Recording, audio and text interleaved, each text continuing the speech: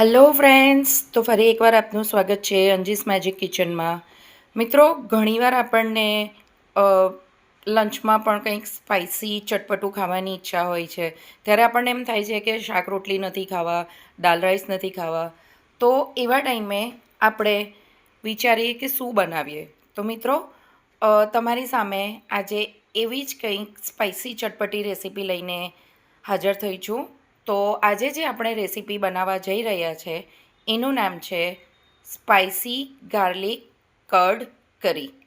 તો ચાલો મિત્રો, આજની રેસીપી શરૂ કરીએ. તો મિત્રો, સૌપ્રથમ અહીં એક કાંદો એટલે કે ડુંગળી મેં 1 બાઉલ જેટલી લીધી છે.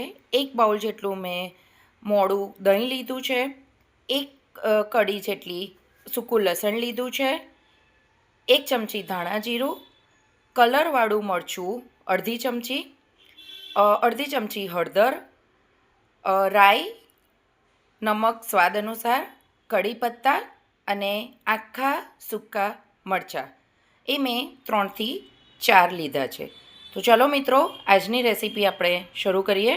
તો સૌપ્રથમ મિત્રો, આપણે એક મિક્સીમાં સૂકા લાલ મરચાં, ગાર્લિક એટલે કે લસણ અને 2-4 કઢી પત્તા એડ કરીને આપણે ગ્રાઇન્ડ કરી લેશું.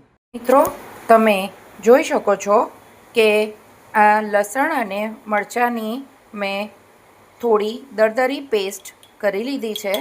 હવે એક ફ્રાય પેનમાં મેં તેલ ગરમ કરવા પહેલેથી મૂકી દીધું હતું. એની અંદર આપણે થોડી રાઈ એડ કરીશું. આપણી આ રાઈ તતડે એટલે એની અંદર આપણે કઢી પત્તા એડ કરીશું. હવે એની અંદર જે આપણે આ લસણ અને મરચાંની પેસ્ટ બનાવી હતી એને આપણે એડ કરીશું અને એને ધીમે તાપે થોડીવાર થવા દેશું. મિત્રો, તમે જોઈ શકો છો કે આપણી આ પેસ્ટ ખૂબ જ સરસ રીતે તેલમાં તતડાઈ ગઈ છે. હવે આપણે એની અંદર કાંદા એટલે કે ડુંગળી એડ કરી દઈશું અને ડુંગળી લાલ થાય ત્યાં સુધી આપણે એને ચડવા દઈશું. હવે મિત્રો, તમે જોઈ શકો છો કે આપણા કાંદા થોડા બ્રાઉન કલરના થઈ ગયા છે. હવે આપણે એની અંદર આપણે જે દહીં લીધું હતું એ આપણે એડ કરીશું.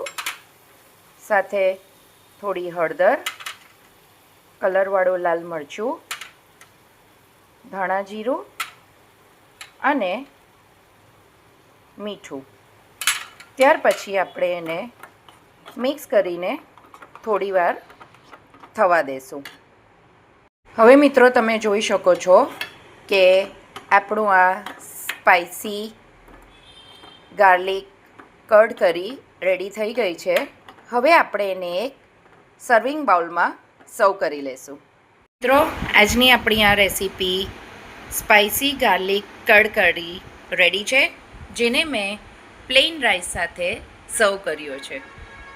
તો enjoy and like and subscribe my channel. અને આ રેસીપી તમને કેવી લાગી એ મને કમેન્ટમાં જણાવશો. Thank you.